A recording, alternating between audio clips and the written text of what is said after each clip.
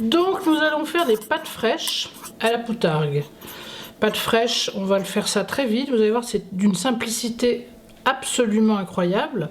Quant à la poutargue, ce sont des œufs de mulet. Quand on les enlève des poissons, on les plonge tout de suite dans la cire de manière à les protéger, non seulement à stopper leur maturation, mais en plus à les protéger donc des éventuels microbes ou choses qui pourraient venir les abîmer. Donc 300 g de farine pour 4, 3 œufs. Comme vous savez, on les casse un par un dans un petit bol de manière à ne pas gâcher tout un appareil en mettant un œuf qui aurait un problème.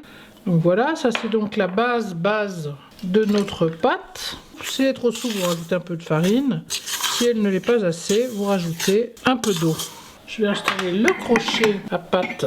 J'installe mon bol. Bien évidemment, vous faites attention à ne pas mettre en marche la plaque à induction du robot, surtout. Donc je vais remettre un petit peu d'eau quand même. On voit que la pâte se rassemble. Le fameux crochet qui fait le pain et les pâtes. Regardez-moi ça, c'est magnifique. On va la couper en deux, ce sera plus facile, même en trois parce qu'elle est grosse. Un peu de farine sur notre plan de travail. Donc on va l'étaler évidemment la plus fine possible. Je vais ajouter des petites feuilles de céleri sur l'ensemble.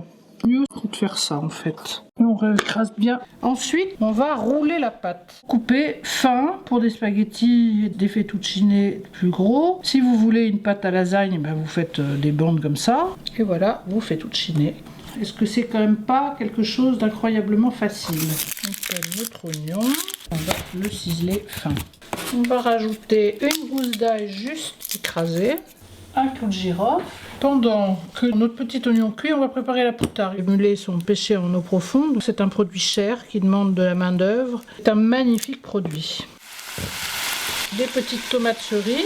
On va hacher fin nos petits zestes de citron. Je sale pas parce que la poutargue c'est très salé. Donc là, j'ai pas mis tous mes zestes.